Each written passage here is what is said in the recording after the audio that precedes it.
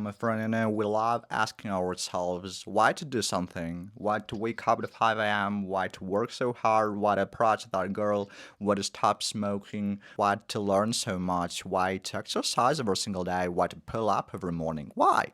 And time goes by, nothing changes in our lives, like obviously, because we're asking ourselves wrong questions. When you constantly negotiate with yourself, what are you gonna do this, and you kind of think already, oh, maybe I don't need to wake up so early. Oh, maybe I even like smoking. Stop asking me this kind of question because, you see, have you ever tried to take an experiment and just try to make it far enough to see the result?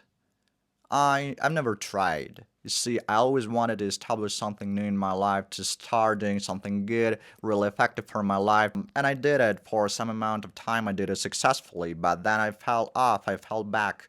I returned to my old patterns simply because I didn't make it far enough to see the result, to see the outcome, to sense this new experience, to become someone new. Literally, I've never tried. I always negotiated with myself. Nothing's changing. Why are you doing that? What if you just take an experiment and make it far enough to see the result, the new outcome, even if nothing is changing externally, but everything is shifting under the surface? Do you know about that? Simply ask yourself this kind of question: why not to start doing pull-ups every single morning? Why not? Why not to read a book?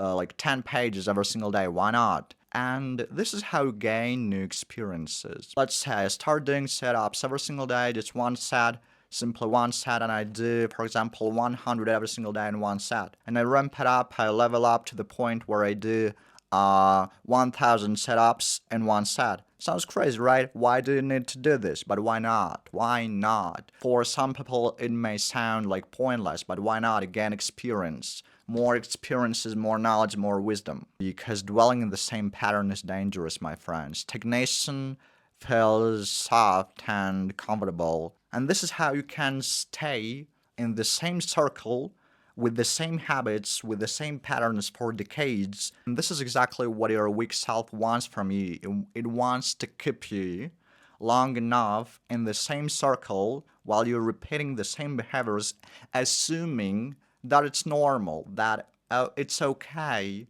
and you're negotiating with yourself. But time passes by, and looking back in your life, then you see nothing but only the life of your dream that you never leave outside of your imagination. It wants to keep you long enough in the same circle to make you weak, even to resist to something. Start asking yourself why not to. This is how you get out of your distractions. You cut them out because you have no more time for them. You're busy executing, doing something new. If you're trying to calculate the risk, the reward, or you're simply thinking, oh my god, I'm wasting my time, but the risk is always risky. We're procrastinating or doing something another, we're already wasting a lot of time. So why not?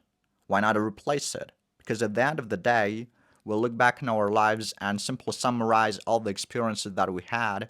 And if we dwell in the same pattern, in the same circle, we'll be able to say something only like that. Oh no, I had kind of like just ordinary mediocre life where I did the same thing over and over again. No different experiences, just one pattern, one state of being. I want to live new experiences, all the spectrum of emotions, new situations, circumstances. I'm fed up with the same things, the same habits, because I already experienced everything that had happened to me in this life, in my life before, so I'm ready to move forward.